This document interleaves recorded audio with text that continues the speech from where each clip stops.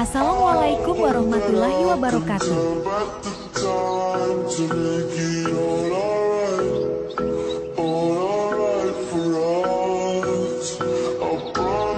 Pertama, apa yang dimaksud dengan informatika? Informatika adalah bidang ilmu mengenai studi, rancangan, dan pembuatan sistem komputasi, serta prinsip-prinsip yang menjadi dasar perancangan tersebut. Kedua, apa yang dimaksud dengan komunikasi? Komputasi adalah ilmu yang berkaitan dengan pemodelan matematika dan penggunaan komputer untuk mencegah masalah-masalah sains. Ketiga, apa yang akan dipelajari dalam mata pelajaran informatika? Informatika mencakup aspek teoritis dan praktis, mendorong kalian untuk mengembangkan daya pikir kritis dan kreatif untuk melakukan penemuan urgensial terkait komputer dan sistem komunikasi. Keempat, apa yang dipelajari di kelas ke-10? Apa bedanya dengan informatika SMP?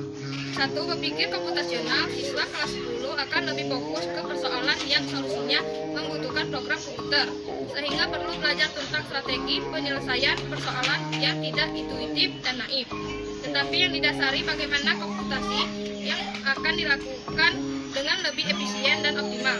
2. Teknologi informasi dan komunikasi.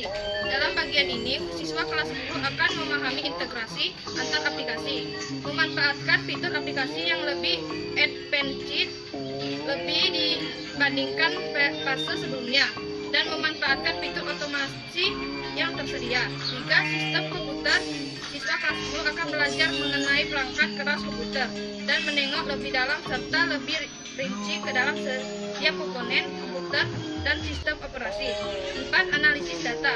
Dalam bagian ini, siswa kelas 10 akan belajar tentang pengolahan dan penyajian data bervolume lebih besar dan melakukan analisis yang lebih kompleks dan fase sebelumnya.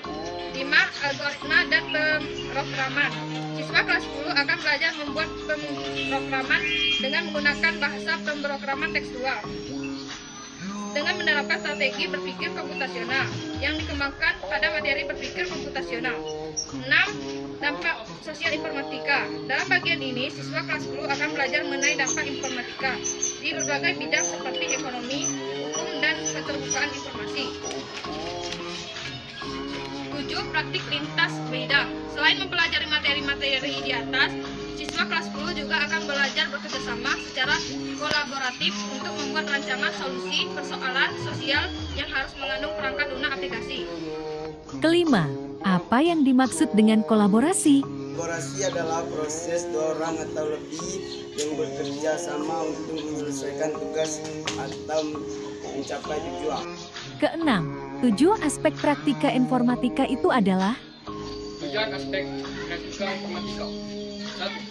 Membina dan menunjukkan budaya kerja masyarakat digital dalam tim yang instruksi. 2. Berkolaborasi untuk menyelesaikan tugas dengan teman komputasi. 3.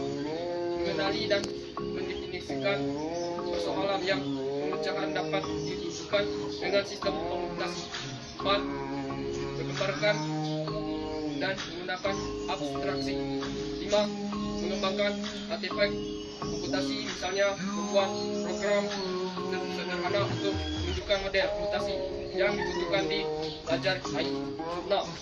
Mengembangkan rencana pengujian, menguji dan mengkomunikasikan hasil ujian artefak komputasi. 7. Mengkomunikasikan suatu proses fenomena situasi. ketujuh, perencanaan kerja kelompok. Perencanaan kerja harus dilakukan dengan membuat strategi yang sesuai dengan pertimbangan sumber daya yang dimiliki seperti jumlah anggota tim, waktu pekerjaan, dan peralatan yang dimiliki.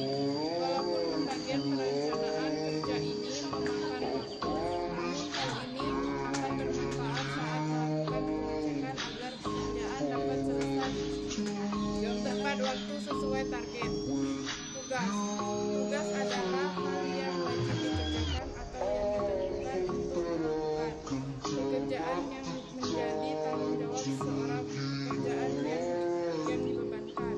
Peran adalah perilaku yang diharapkan dari seorang individu yang menempati posisi atas suatu sosial tertentu. Bahasa tubuh adalah gerakan yang akan membantu perjelasan apa yang dipaparkan. Bahasa tubuh dilakukan dengan gerakan bagian tubuh, misalnya kerdipan mata, gerakan tangan, gerakan kepala. Kedelapan, apa yang dimaksud dengan tugas? Tugas adalah hal yang wajib dikerjakan atau yang ditentukan untuk dilakukan. Pekerjaan yang menjadi tanggung jawab seorang, pekerjaan yang dibebankan. Kesembilan, apa yang dimaksud dengan bahasa tubuh? Bahasa tubuh adalah gerakan yang akan membantu perjelasan apa yang dipaparkan. Bahasa tubuh dilakukan dengan gerakan bagian tubuh, misalnya kerdipan mata, gerakan tangan, gerakan kepala. Dari kelompok kami akhiri. Wassalamualaikum warahmatullahi wabarakatuh.